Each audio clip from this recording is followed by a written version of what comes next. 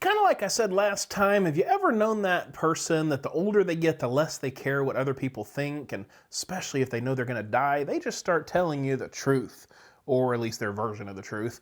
We're going to finish talking about that today from Genesis chapter 49.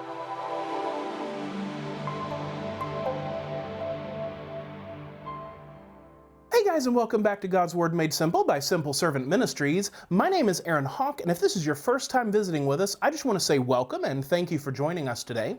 God's Word Made Simple is an online discipleship ministry dedicated to taking God's Word and making it simple. We want to help you understand God's Word, apply it to your life, and grow in your relationship with the Lord. And by the way, if you appreciate this content at some point, make sure you hit that subscribe button, turn that bell notification to all so you don't miss any future videos. We would really love to have you as part of our family.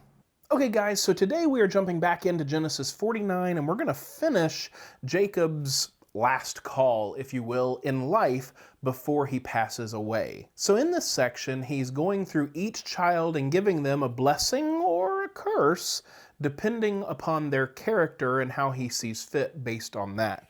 So we're jumping back in verse 13 and we're going to go through the end of this chapter. So if you didn't catch it last time, at the very least, catch the beginning of chapter 49. I'd really recommend that you go back to 45 to really get the broader context, but at the very least, the beginning of chapter 49. And of course, you may as well just do the whole Genesis series so that you can fully appreciate everything that's going on.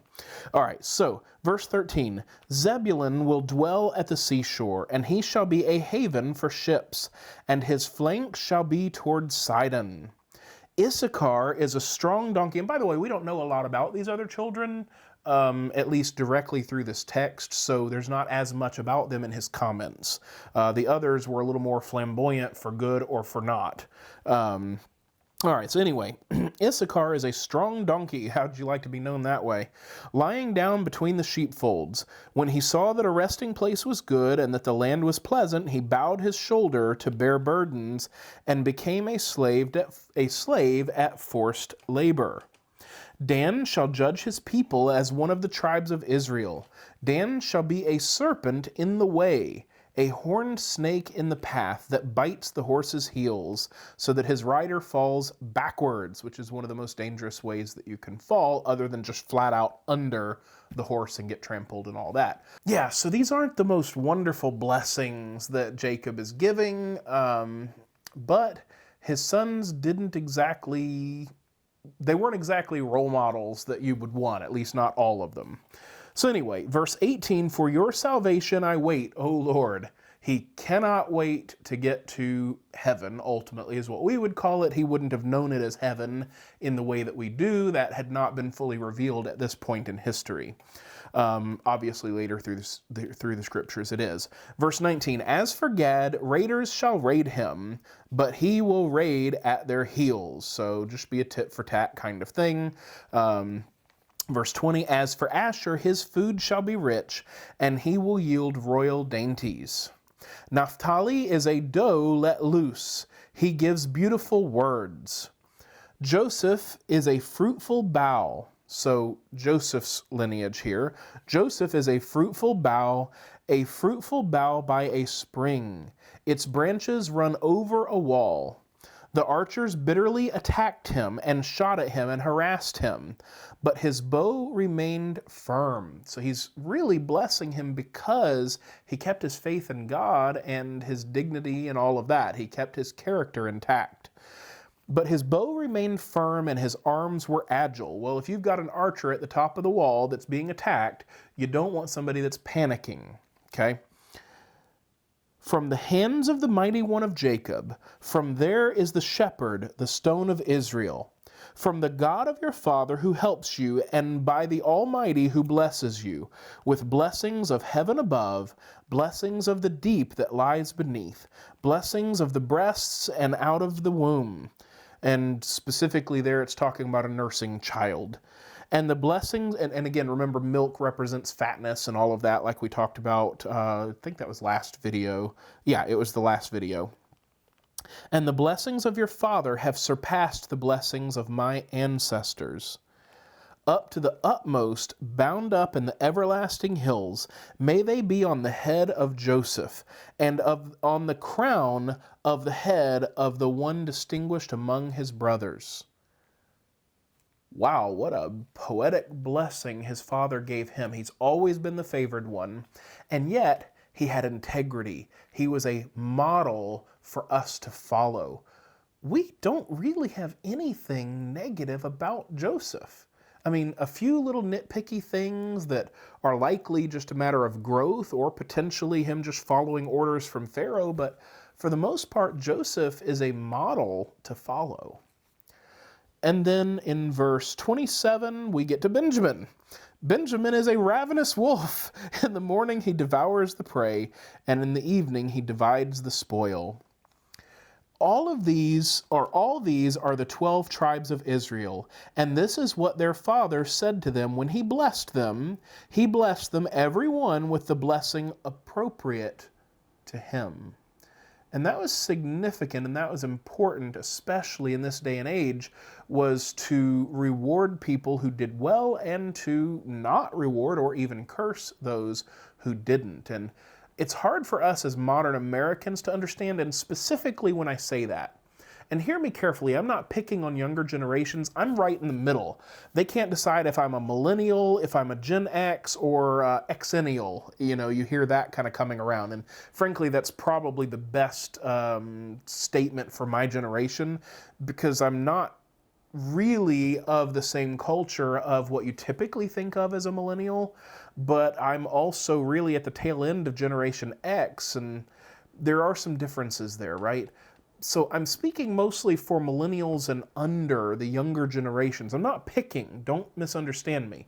But the culture for those younger than me, you probably don't know American culture where people considered it society's responsibility to do social correction.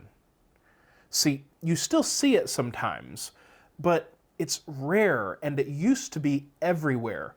When I was growing up, if any adult told you to do something, as long as it wasn't wrong or dangerous, you did it. That's just how it was. And maybe I grew up more traditionally than others, even in my own age, I don't know. But that was part of the culture of America. And that in and of itself could be good, could be bad, right? But the idea is that society would correct each other. And it wasn't necessarily considered a bad thing for someone to, if a child, like let's say you're at a restaurant and a child is like banging on the booth and disturbing the person next to them, it was not considered wrong for the person receiving that didn't want it to turn around and say, "Would you please stop?" Or to address the parents and say, "Would you please control your children?" In the modern day, man, you're going to end up being blasted on Twitter and CNN and everything else. They're just children, they can't help it and all of that. Well, first off, do learn to discipline your children. But second, it's because the idea of society correcting society is gone from the youngest generations, or at least for the most part. Now, if you're in that age demographic that I'm talking about, the true millennials and below, do you agree with my statement? Do you agree that that is a concept that is foreign to your generation, so millennials and Gen Z? Am I correct? And I'm honestly asking the question because it seems to me that those days are long gone outside of pockets of people that still do that. It seems that in the modern day, anybody that tells anybody else that they're bothering them, they're just going to get the woke mob after them, and it's just not worth it anymore. So again, please let me know your thoughts there. But anyway, regardless, they received the blessings appropriate to them. So he's still, the purpose in this is not simply to punish his children. It is to teach them still, since they haven't gotten a lesson, that you're not going to be blessed in life if you live like a donkey. Okay? All right, let's finish up. 29 through 33. Then he charged them and said to them, "I am about to be gathered to my people," fancy way of saying I'm going to die, "bury me with my fathers in the cave that is in the field of Ephron the Hittite, in the cave that is in the field of Machpelah." And again, don't be afraid to murder words. That's probably not the correct way to pronounce it. I don't care. Do you remember the story and do you understand the point here? That's what matters. Which is before Mamre in the land of Canaan, which Abraham bought along with the field from Ephron the Hittite for a burial site. He wants to be buried with his fathers. And that's why so often you hear when people recite the lineage, or in the New Testament, the God of our fathers, Abraham, Isaac, and Jacob. That's why you hear those three together. Even here you see it, that there is a bond there with those three in forming what is ultimately the covenant that leads to the nation of Israel, that leads to Jesus, that ultimately leads to us being able to go to heaven or hell, depending on whether or not we believe Jesus is who he says he is, and he can do what he said he can do, which is salvation if we will repent of our sins. Wow, that's a big mouthful. Verse 31, then they buried Abraham and his wife Sarah. There they buried Isaac and his wife Rebekah, and there I buried Leah. I always go back and forth between those two. You can laugh at my previous videos. It's interesting to me, and he explained earlier that Rachel was buried separately because they had to, because they were traveling. But it's interesting that he specifically mentioned Leah, since he didn't really love her. God always redeems us in one manner or another. Anyway, he trails off from there. The field and the cave that is in it purchased from the sons of Heth. When Jacob finished charging his sons, he drew his feet into the bed. So I don't know for sure, but the mental picture that I have here that I believe is the case is it's like he was sitting on the edge of the bed. He gave this charge and then he drew his feet up into the bed, meaning he turned and put his feet back under the covers. He drew his feet into the bed and breathed his last and was gathered to his people. So at long last, the trickster has passed away, having lived a very full but troubled life, and much of it he brought on himself. And yet, this is the man that God used to create the nation of Israel, and even named him Israel. He is the namesake of the nation of Israel. So again, if you didn't know that connection, now you do. I don't know what else to do, but other than just breathe out a huge sigh. It's like watching the end of an epic movie, and you're just like, man, just taking it in. Don't forget to take time in your Bible reading to just take it in sometimes. By the way, I'm doing a series on spiritual disciplines, so I will put a link up here in the cards so that you can check out the different spiritual disciplines. One of those is silence and solitude, and sometimes we need to just be quiet and listen. Anyway, that's it for today. We're going to pick back up in chapter 50 next week. I believe we only have 2 videos left in our Genesis series, and then we're moving on to Exodus. So like I've said the last few videos, after Exodus, now mind you, it's taken us this long to do Genesis. Almost exactly 2 years to do Genesis. So we're going to take a while to get through Exodus, but I'm going to start keeping a tally sheet, and I want you to tell me, after we're finished with Exodus, what book of the Bible, any book of the Bible, what book of the Bible do you want me to teach on next? I would appreciate your feedback there. Speaking of supporting each other, if you haven't caught it before, check out my video, how to support your favorite YouTube channel. Even if it's not me, you can still use it. You don't have to pick just one, right? Like Lay's potato chips, bet you can't have just one.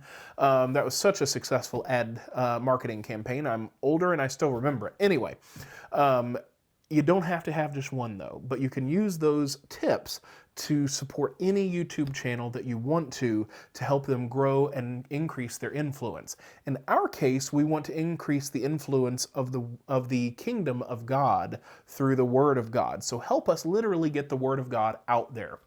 And if you want to do that, make sure to hit that share button and share it on your social media platforms. And if you want to support us financially, there is a link down in the description and you can do that. All gifts are tax deductible. And then last but not least, a little backwards from the way I usually do it, for those of you that have been with me for a while, if you haven't already, hit that like, hit subscribe, turn that bell notification to all so you don't miss any future videos. Guys, thank you very much, and God bless.